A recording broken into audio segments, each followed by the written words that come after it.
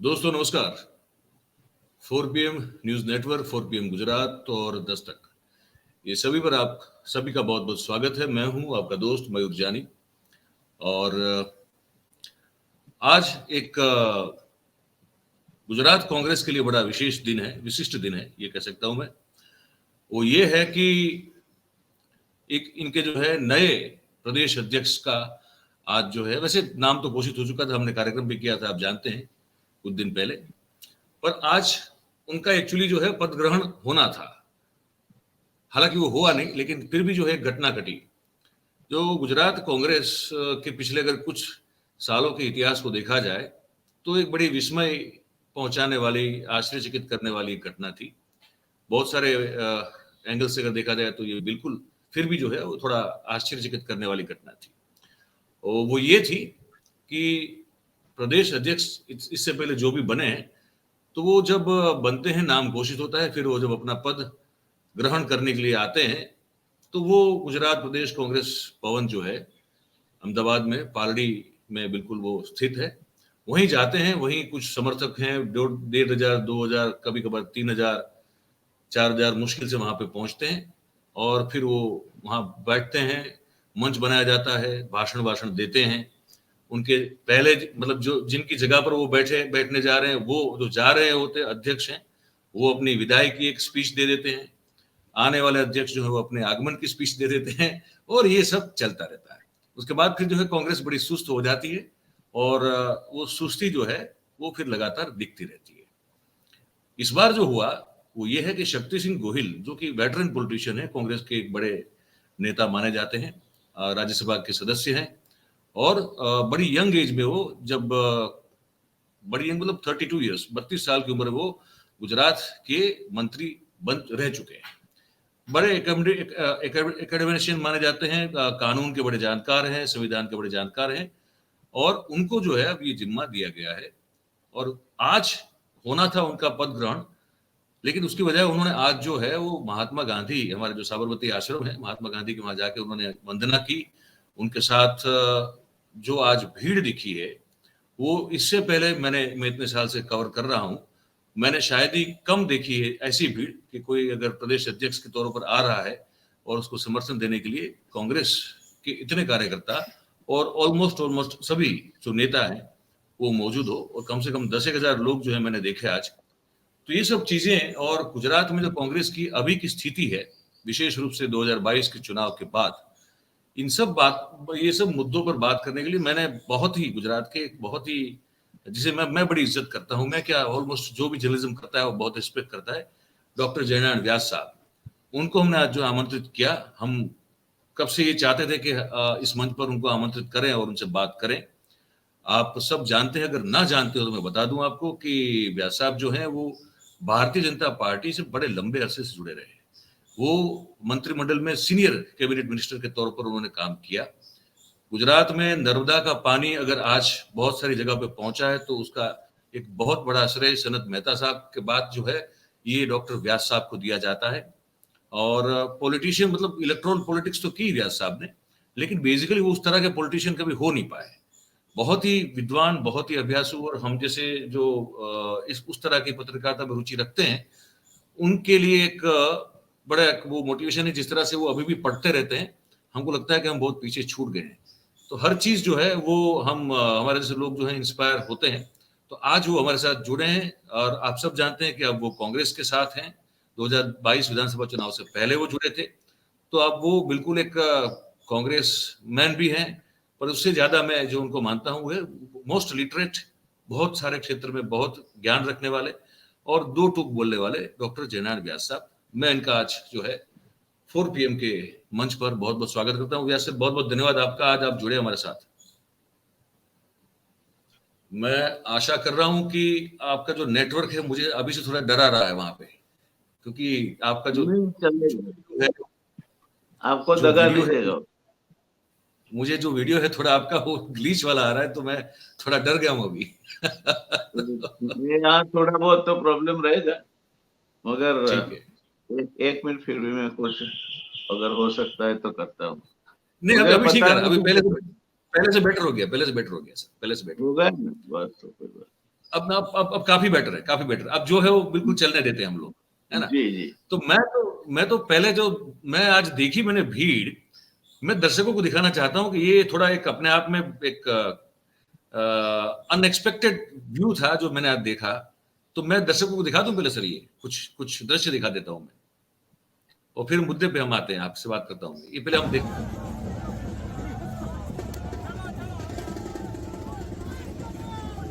ये जो आप दृश्य देख रहे हैं, ये बहुत लंबे, शायद बहुत लंबे अरसे के बाद देखने को मिले।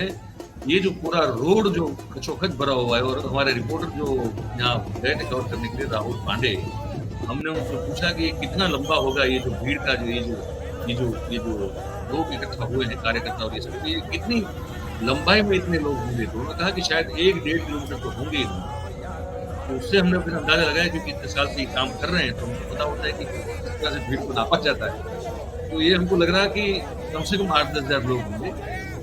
ये सब जो है वापस चल के अभी जा रहे हैं। ये एक्चुअली महात्मा गांधी को वंदन करने के लिए गए थे साबरमती आश्रम में। तो किसी गोयल के साथ आप देख रहे हैं, सिद्धार्थ पटेल और बाकी बहुत सारे और भी नेता हैं, कार्यकर्ता हैं, सब हैं। तो ये फिर वापस आ रहे थे चल के गांधी आश्रम से गुजरात प्रदेश कांग्रेस भवन की ओर। तो वो इतनी मात्रा में इतने लोग जो है तो जुड़े, ये अपने आप में एक अनोखा दृश्य है जो बहुत सालों के बाद कांग्रेस के लिए देखने को मिला है। तो मैं अब व्यास साहब आपका मैं फिर से स्वागत करता हूं। ये एक बड़ा अनोखा दृश्य है, इतने लोग कांग्रेस में। हालांकि वो पीसीसी पे होता है, मैंने जैसे कहा, इस बार बहुत बड़ा मतलब अपेक्षाकृत बहुत बड़ा एक समर्थन दिखा कार्यकर्ताओं का और नेताओं का, ऑलमोस्ट सभी दिखे। तो अब मैं ये तो नहीं पूछूंगा आपसे कि ये अचानक कैसे इतना उत्साह आ गया। अच्छी बात है, उत्साह आ गया, लेकिन मेरे कुछ सवाल हैं। मैं आपसे ये जानना चाहता हूं, 2017 में जो कांग्रेस की स्थिति हुई व्यास साहब, उससे घटिया और उससे खराब स्थिति कांग्रेस की गुजरात में इससे पहले कभी नहीं हुई। वो 1990 का इलेक्शन था जहां पे वो कुछ मेरे ख्याल से 33 सीट्स, अगर मैं गलत नहीं हूं तो शायद 33 सीट जीते थे। उससे खराब कभी उनका प्रदर्शन रहा नहीं। ये वर्स्ट है 22 में। अब ये मैं काफी सारे कांग्रेस नेताओं से, कार्यकर्ताओं से भी बातें करता रहता हूं, तो मुझे जो मॉरल है वो बहुत डाउन लग रहा है। मतलब जोश जो है ना वो हाई नहीं, बड़ा लो लग रहा है। ऐसे में अचानक से इतने लोग जो हैं वो उमड़ पड़े हैं, ये क्या दर्शाता है आपके हिसाब से? क्योंकि आप ना सिर्फ एकेडमिशियन है, आप बड़े ऑब्जर्वर हैं चीजों के।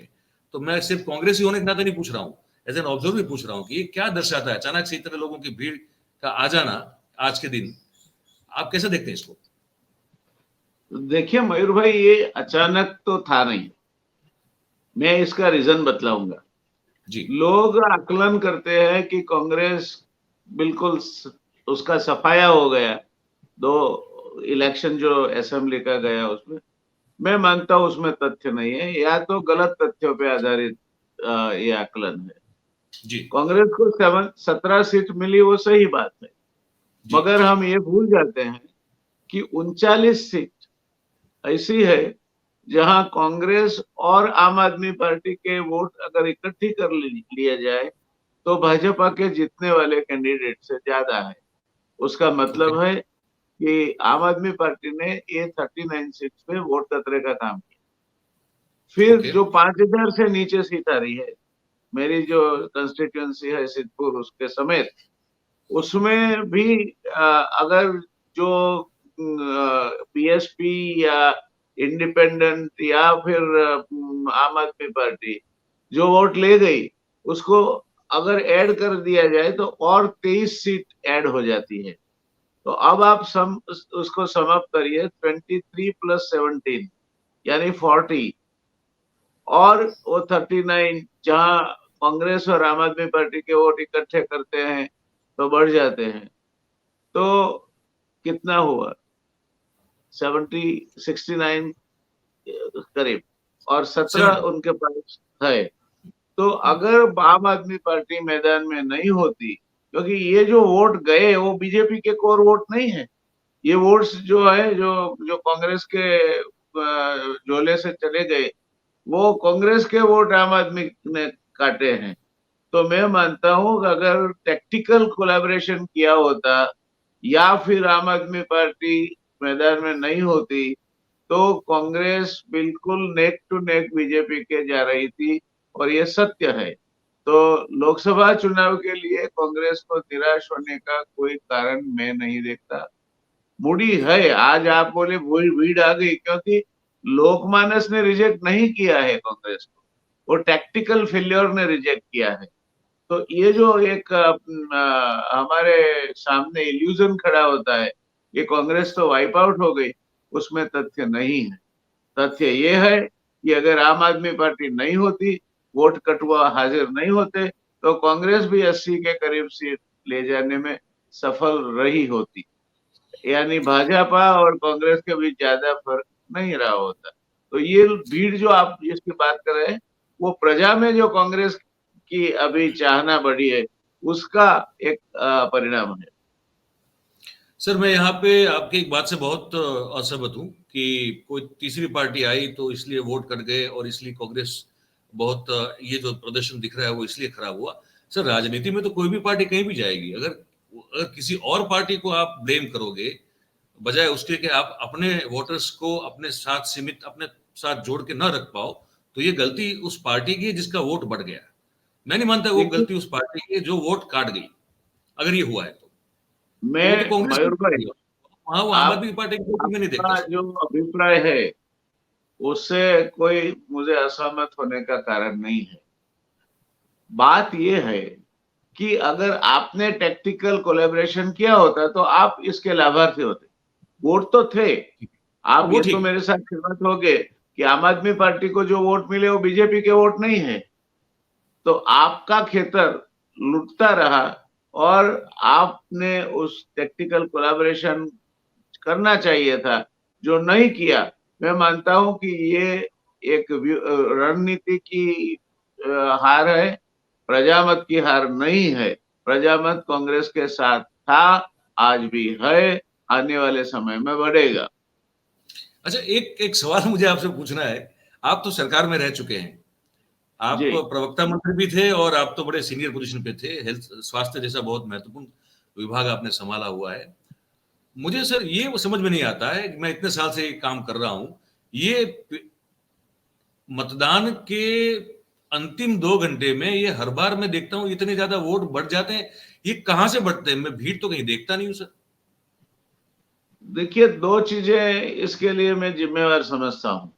जी। एक तो इसमें शंका करने की जगह है, अगर तटस्थता से कई जगह पे देखा जाए, तो एक जी। अननेचुरल फिनोमिना है कि जी। लास्ट क्लोजिंग आवर्स में इतना ज्यादा मतदान हुए। और दूसरा, जो पार्टी का जो तंत्र है, जो वोटिंग कराने के लिए सक्षम है, और जी। वो वोटर्स को वोटिंग बूथ पर पकड़ के ले जाता है, वो तंत्र भी उस समय पे पीक पर होता है। तो दोनों मिला के ये असर आपको देखने मिलती है, मगर इसमें गोलमाल होने के जो आसार है, उसको आप बिल्कुल मना तो नहीं कर सकते। चलिए सर, अब कांग्रेस पे आ जाते हैं। ये शक्ति सिंह गोहिल साहब को अब प्रदेश अध्यक्ष का जिम्मा दे दिया गया। सवाल यह है कि इनकी छवि शक्ति सिंह गोहिल साहब की जो है वो ऑर्गेनाइजर की नहीं है, और उनके आसपास जितने काम करने वाले लोग हैं, मैं बहुत सारे लोगों को जानता हूँ, आप भी इतने साल से आप देख रहे हैं, आप भी जानते होंगे। He is not been an organiser. वो एक अच्छे विद्वान है, संविधान के भी, कानून के भी स्कॉलर बहुत अच्छे हैं, पर लोगों के साथ, कार्यकर्ताओं के साथ, प्रदेश स्तर से लेकर ब्लॉक लेवल के नेताओं के साथ किस तरह से काम किया जाए, उसको लेकर हमेशा जो है उनके सामने एक प्रश्नार्थ चिन्ह रहा है। कैसे संभाल पाएंगे? और सुना है कि वो उनकी मर्जी से भी नहीं आए, मतलब he was not willing to come and take charge of the responsibility. तो कैसे कर पाएंगे वो कांग्रेस को खड़ा? मयूर भाई, इसको एक और नजरिए से भी देखा जाता है, जी। जा सकता है कि शक्ति भाई जो है वो स्वभावगत सौम्य तरीके से बात करने वाले इंसान है, एक अच्छा नेता है। उसका सबसे जरूरी काम होता है किसी को सुनना। एक अच्छा नेता होता है जिसका काम है लोग उसके पास आए और बात करें, अपनी बात बिना वो भय वो उससे कर सके। एक नेता अच्छा तब होता है जब कोई भी कार्यकर उसमें अपनापन देखता है। मैं मानता हूँ शक्ति भाई ये मुद्दों पे खरे उतरते हैं। बाकी एक कहावत है कि कभी कभी ये सब इन्वेंशन ऐसे ही हुए हैं कि an expert knows why something can not be done, a person who is a novice might try and as well do it। तो शक्ति भाई के जो आपने बातें कही कि एक ऑर्गेनाइजेशन के नेता नहीं रहे हैं, मैं मानता हूँ कि यही जो इनके गुण है, तजुर्बा है, वो टीम बिल्डिंग में इनको मदद करेगा।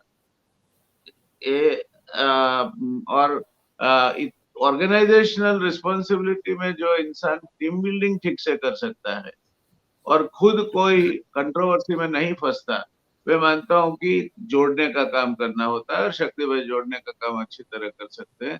तो मुझे विश्वास है कि वो सफल रहे। नहीं सर, आपके कांग्रेस में प्रॉब्लम एक बहुत बड़ा ये है ना, ये खुद बड़े they themselves are more than enough to to receive the defeat from anywhere and everywhere. Actually वो खुद अपने आप में स्वयं स्वयं सेल्फ डिस्ट्रक्टिव गुटबाजी वाला मामला है वहां पे। और सर अभी भी जो है मैंने कांग्रेस को जी 1990 तक देखा है। उसके जी बाद चिमन भाई का रूल रहा कांग्रेस के साथ, उसको मैं जी प्योर कांग्रेस नहीं कहता। जी यही कांग्रेस, इसका 85 में विच्छेद हुआ है, वो हमें समझना चाहिए। जी बड़े बड़े जो दिग्गज नेता थे उनको टिकट नहीं दी गई थी, दरकिनार रखा गया था, और उसकी वजह से 149 सीट्स आए तो सही, मगर जब बहुत ही कम समय में माधव सिंह भाई को रिप्लेस करने की बात आई, तो the mantle fell on Amar Singh भाई। And with all due respect to him, I would say that the kind of leadership that Congress had seen in their chief ministers, maybe Madhavsi Bhai or right from Jivraj Bhai onwards. So I think that that leadership was not there because regional satraps were disturbed and they were destroyed. Sanat right Mehta was not given ticket, Manor Siji was not given ticket, Jaswant Singh Dansi Chauhan was not given ticket, right Harihar Kambodja was not given ticket। Not so और politics में एक बात और लोग सीख गए कि इनको नहीं दो, इनके बेटे को दो या उनकी पत्नी को दो, चुन के तो आएंगे वो, मगर जूनियर है। जो काम वो उनको टिकट दिया होता और वो चुन के आते हो सकता था, वो काम नहीं करवा सकते होते आप। तो बिल्कुल ये कांग्रेस का जो लिक्विडेशन का 1985 में शुरू हुआ और विविध कारणों से 1990 तक वो पूरा हो गया। ठीक उसी समय चिमन भाई और केशु भाई, दो पाटीदार लीडर, उनका इकट्ठे आना और दोनों की ताकत एक साथ करना, ये मेरे मत के अनुसार कांग्रेस के लिए वाटरलू पुरवार हुआ। और फिर उसके बाद से कांग्रेस संभली नहीं। नहीं कांग्रेस संभल सकती है, संभली नहीं है वो अलग बात है, संभल सकती है। संभल संभल तो सकती है, ये तो सर मैं लगातार जो है वो मैं खुद कहता रहता हूँ, लेकिन वो संभल सकती नहीं है तो संभलना नहीं चाहती यहाँ के जो लोग हैं शायद, या फिर ऊपर से जो अब तक वो कांग्रेस देखा करते थे, हाल अब तो नहीं है, जिनके इशारे पे सब कुछ होता था यहाँ पे और उन्होंने सब गुट बना के रखे थे, अब नहीं रहे तो नाम नहीं लेना उनका। तो वो एक बड़ा एक शरण सी पैदा कर दी गुजरात कांग्रेस में। तो वो अभी भी वो है, भरत सिंह सोलंकी को अपना एक चौका अलग से बैठ के करना है। ये सिद्धार्थ पटेल साहब भले लो प्रोफाइल वैसे सज्जन है, लेकिन उनको भी अपना एक वजूद चाहिए। आपको जगदीश ठाकुर साहब को आपने बिठा दिया तो वहां पे ओबीसी वाले ये भरत सिंह सोलंकी के साथ जो एक मन में कहीं ना कहीं जो एक वो कह रहे हैं कि हमको दरकिनार कर दिया, और फिर वो परेश धानानी साहब जो है, जो ऑलमोस्ट अभी कहीं दिख नहीं रहे, तो ये सब लोग जो हैं वो, और अर्जुन भाई की तो अलग ही कहानी है, फिर वो तो अभी अब मुझे लगता है इस पर यहाँ बात नहीं कर पाएंगे। पर मुझे लगता है कि ये सब लोग जो हैं वो अपने अपने एक गुट बना के बैठे हैं, ये तो हकीकत है, वास्तविकता है। और हर एक को जो है ये लगातार हार रही पार्टी में भी जो कुछ बचा कचा है उसमें से उनको एक एक टुकड़ा अपना हमेशा चाहिए होता है। तो ये अगर प्रदेश अध्यक्ष जो है उसकी हर जगह अपने हिसाब से चलेगी ही नहीं, संगठन से लेके चीजों में। अब क्योंकि स्थानीय स्वराज की संस्थाओं में रही नहीं कांग्रेस, ऑलमोस्ट जिला पंचायतों में जो थी 21 से पहले, वो तो अब रही नहीं है, ठीक है। अभी कुछ है नहीं 17 विधायकों के पास के अलावा। तो ये क्या ये इनको will Shakti Ji be able to run Congress the way he's been told, advised and the way he also wants, कि अभी भी ये जो है वो टांग खिंचाई होती रहेगी कांग्रेस में? देखिए, आज की तारीख में जो अनुमान आप करते हैं वो अपरेंटली सही लगेंगे, मगर इन सब को एक बात दिमाग में ठीक से समझना चाहिए कि अगर कांग्रेस आती है सत्ता में या उसका जो प्रदर्शन है अच्छा से अच्छा हो रहा है, तो वही सब बेनिफिशियरी है उनके। गुट की बात गई, इतने लंबे अरसे तक कोई भी नेता रहता है तो उससे जुड़े कोई लोग तो हो ही जाते हैं। तो ये गुट और नेता खुद जब तक उसको इशारा नहीं करे तब तक गुट होना कोई, मैं नहीं मानता बुरी बात है। ऑन द कंट्रारी, इसका एक कंसोलिडेटेड वोट बैंक है जो वो कंट्रीब्यूट कर सकता है। तो हो सकता है पास्ट मिस्टेक्स हुई होगी और उसके ऊपर से सीखना चाहिए, मगर ये भी सत्य है कि अब नहीं है। जब आप वहां तक पहुंच गए हैं कि अब गंवाने के लिए कुछ नहीं है, 17 सीट्स में से क्या 7 करोगे आप? तो जब आपके पास गंवाने के लिए कुछ नहीं है, तब दूसरा रास्ता यही रहता है कि आपके पास पाने के लिए सब कुछ है। और मैं मानता हूं कि ये जो विधानसभा के जो चुनाव हुए उसके बाद भी जिस तरह की भाजपा की मंत्रिमंडल आई है, वो खुद भी बिल्कुल असमंजस में है। इनका जो इनकी नैया है वो बिल्कुल रडरलेस शिप की तरह चल रही है और दिन ब दिन जनमानस में एक ऐसी गई बीती सरकार, काम नहीं करने वाली सरकार, ये इस तरह से चलता रहता है। तो अधिकारियों से आप काम ले सकते हो। अधिकारी अगर आपके बदले राजनीति करेंगे तो क्या होगा वो आप गुजरात में भी देख सकते हो और केंद्र में भी देख सकते हो। तो हम अधिकारी रह चुके हैं, हमारी मर्यादा क्या है हमें समझना चाहिए। और ये अधिकारी जो आज किसी न किसी तरह से किसी न किसी पॉलिटिकल पार्टी के साथ जुड़ के काम करते हैं, उनको भी उनकी मर्यादा समझनी चाहिए। तो मैं मानता हूं कि ठीक है, बिगाड़ हुआ है, रोग है, रोग का निदान आपने बहुत अच्छी तरह किया। अब निदान के बाद जो औषध करना है उसका एक ही औषध है, सब चीजें पिसारो, साथ आओ। अगर ये मुट्ठी बनती है तो ताकत है, मुट्ठी नहीं बनती है तो ताकत नहीं है। और मैं मानता हूं कि कांग्रेस अब समझने लगी कि मुट्ठी बनने से ही ताकत। एक बड़ा बोल्ड स्टेप जो मुझे दिखा आज अभी इस नियुक्ति में प्रदेश अध्यक्ष की, वो मुझे ये कि अब तक जो है कांग्रेस वो या तो ओबीसी को प्लीज करेगी या पाटीदार को प्लीज करेगी, अब तक ये होता रहा था जी। और ये पहली बार ये हुआ कि एक मतलब ये इसी तरह से राजनीति होती है, तो इस पर बात भी करना जरूरी हो जाता है कि कांग्रेस ने एक सवर्ण क्षत्रिय को प्रदेश अध्यक्ष बना दिया। तो ठाकुर और कोली जो है वो भी बहुत बड़ा फैक्टर है, अब सब जानते हैं। पाटीदार बहुत बड़ा फैक्टर हम जानते हैं। इसलिए भरत सिंह सोलंकी भी जो है वो बने थे प्रदेश अध्यक्ष। अमित चावड़ा भी इसलिए बने थे। वो मैंने कहा था कि वो सक्षम नहीं थे, लेकिन ये एक बहुत बड़ा फैक्टर था उनका ये जातिगत समीकरण। ठीक है, परेश दानानी सीएलपी लीडर बने थे क्योंकि वो पाटीदार रिप्रेजेंट करते हैं।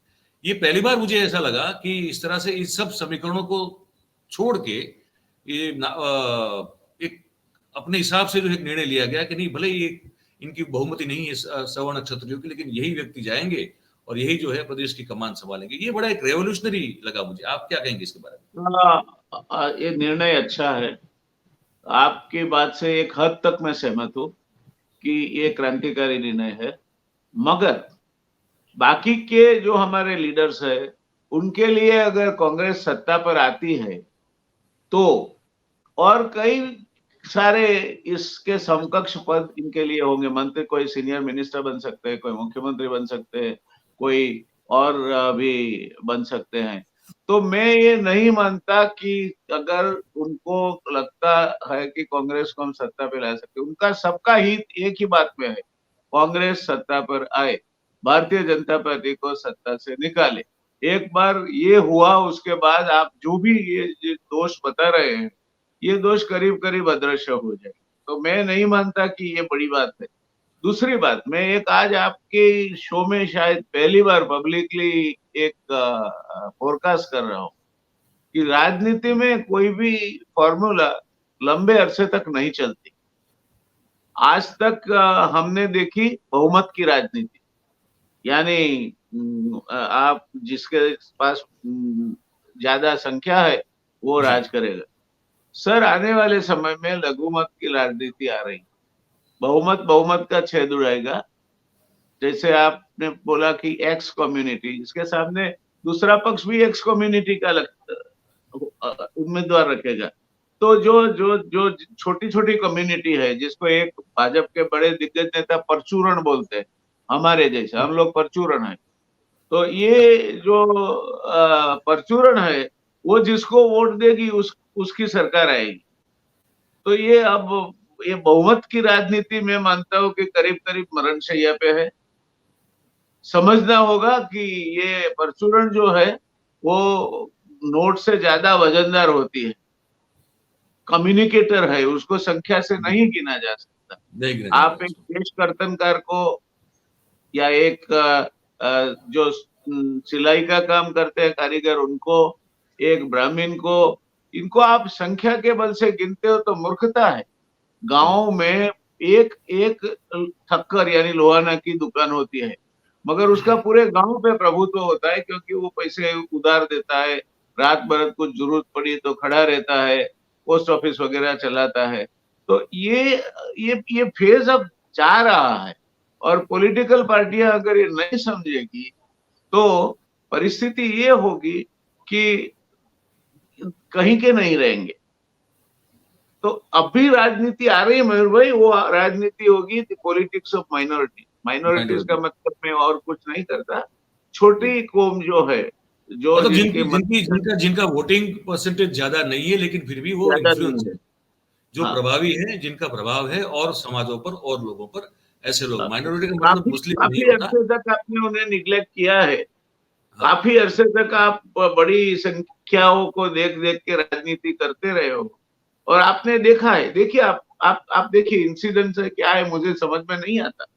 पाटीदार तो मेरे बहुत अच्छे दोस्त है, मैं पाटीदारों के गांव में रहा पला बड़ा, मगर गुजरात का एक भी पाटीदार मुख्यमंत्री अपना समय पूरा नहीं कर सकता, नहीं कर सकते। एक भी नहीं, कार्यकाल पूरा नहीं कर सकता।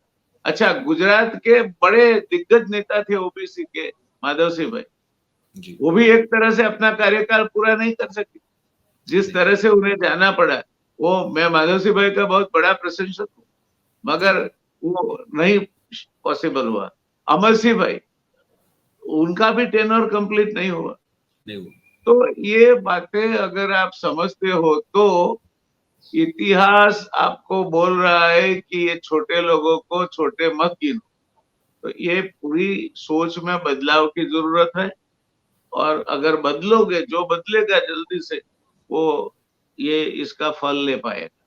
ये मेरी आज पहली बार मैं खुल के आपसे बात ऑन कैमरा कर रहा हूँ। बिल्कुल, ये आपकी बात बिल्कुल बहुत लॉजिकल है। मेरे ख्याल से समय जो बदल रहा है उसके हिसाब से अगर इसको नापा तोला जाए तो मुझे लगता है बड़ी सटीक सी बात है, और मैं इस बात से, मैं अपने हिसाब से बड़ा आपसे एग्री हूँ इस मामले में। अब सर, ये कांग्रेस अब अभी जैसे लोकसभा 2 टर्म से है, सभी की सभी सीटें जा रही है, बीजेपी जीत रही है, 26 की 26 जीत रही है, और वहां तो कोई आम आदमी पार्टी नहीं थी 2 बार, जो दोनों के दोनों बार थे वो बिटवीन बीजेपी एंड कांग्रेस ही था, और अब फिर से जो है चुनाव आ रहे हैं। तो ये क्या है, मतलब गोल क्या लोकसभा चुनाव है, मतलब उसमें कुछ कुछ हासिल करना, या फिर थोड़ा लॉन्ग टर्म होगा? किस तरह से इनका कार्यकाल जो है वो शेड्यूल्ड होगा या फेज्ड होगा? देखिए, अभी अभी अपने वहां वो साइक्लोन आके गया, जी। बिपरजॉय। जी। वो जब हवा पतली होती है, प्रेशर कम होता जाता है, तो बाहर से ठंडी हवाएं आके भरती है जगह, भर देती है। बराबर। तो यही सिद्धांत को आप राजनीति में लगाइए। जगहें खाली होगी तो और जोन से आके वो जगह भरी जाएगी।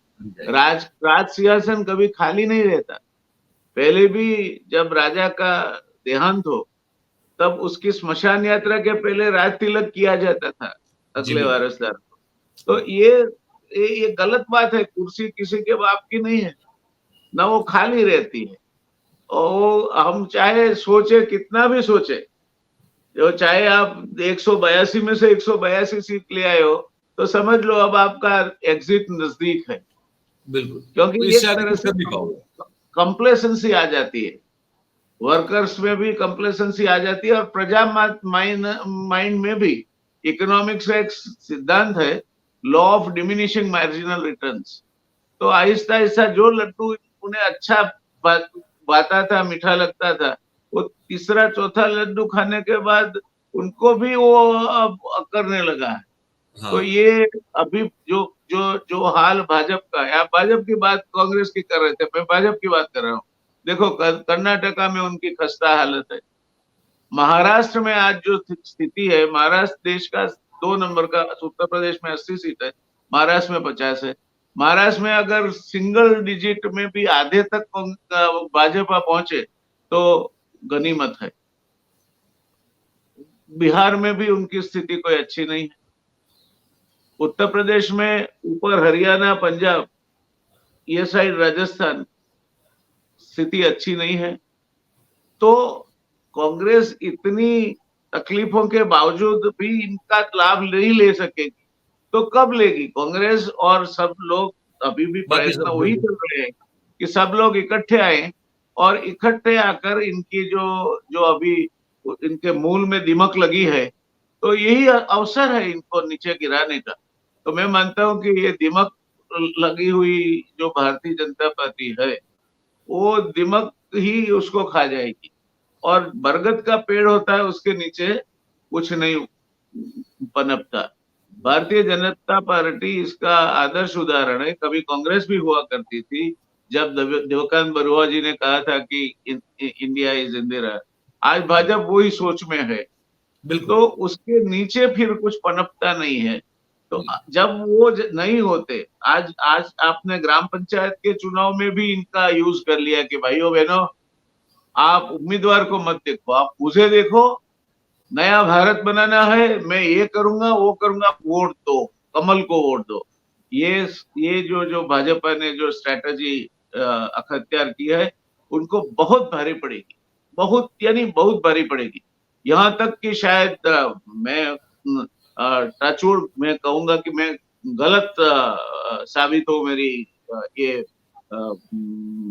फोरकास्ट में, मगर मैं मानता हूं कि यही तरह से, यही मिजाज से भारतीय जनता पार्टी रही जो आज है, तो एक समय ऐसा आएगा जब भारतीय जनता पार्टी के 4 से 5 टुकड़े होते, और 4 से शायद 5।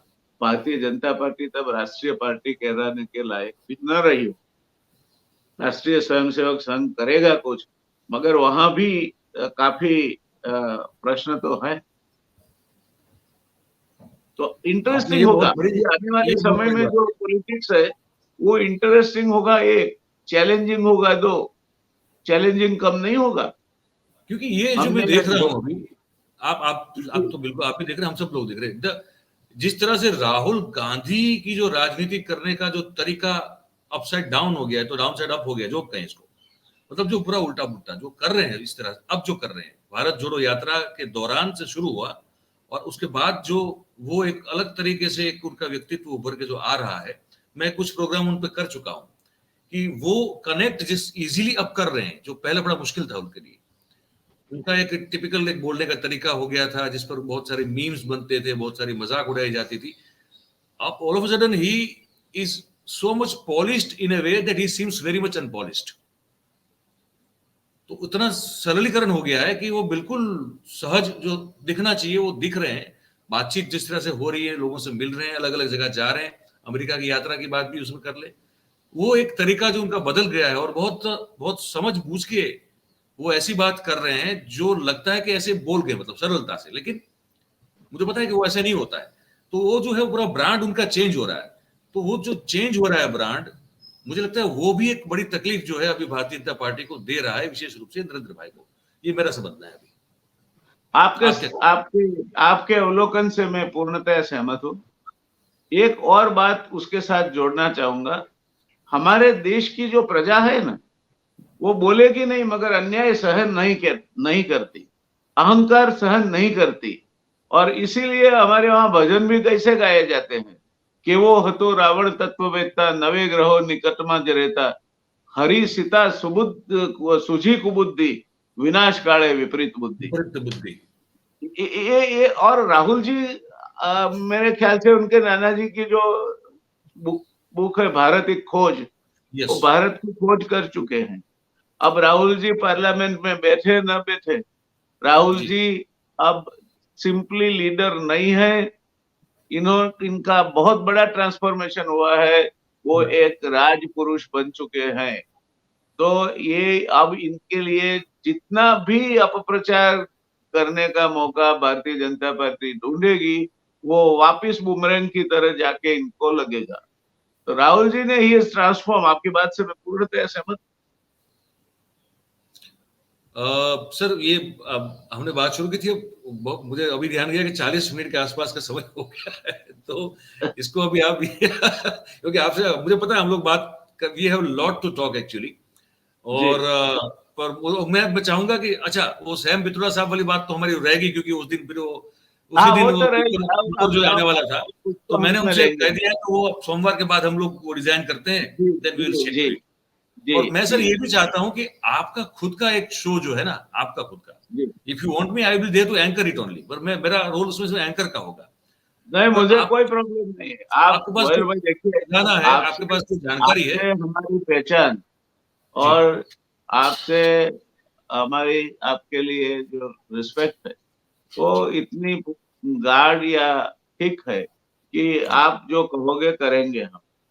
तो मैं चाहता और हूँ एक दिन आपका हो। हम तो आपसे कहेंगे कि आपका जो आवाज है, अगर सबसे ज्यादा चीज कोई प्रभावी है आपके शो में, जी जी तो वो जी। आपकी आवाज और जिस सहजता से आप उसका उपयोग करते हो, वो काफी सीखने जी। जैसी बात। अरे तो नहीं सर, वो करेंगे, तो कोई महादेव की कृपा है बस, कोई और क्या प्रॉब्लम नहीं। क्या कर सकते हैं। जी बिल्कुल, तो बस ये है, मैं वो मोस्टली मंडे या ट्यूसडे एक बार आ जाता हूँ, आपके ऑफिस में आ जाता हूँ। जब भी आप कहो करेंगे, उसमें कोई प्रॉब्लम नहीं है। मैं यही काम फुल टाइम करता हूँ, बाकी के समय में अगर समय मिल सके तो मेरी हम्म, कॉलम लिखता हूँ या पुस्तक जी लिखता हूँ। तो जी जी जी, आपके समय के मुताबिक वो रिकास्ट कर सकते हैं, देयर इज नो प्रॉब्लम। बिल्कुल।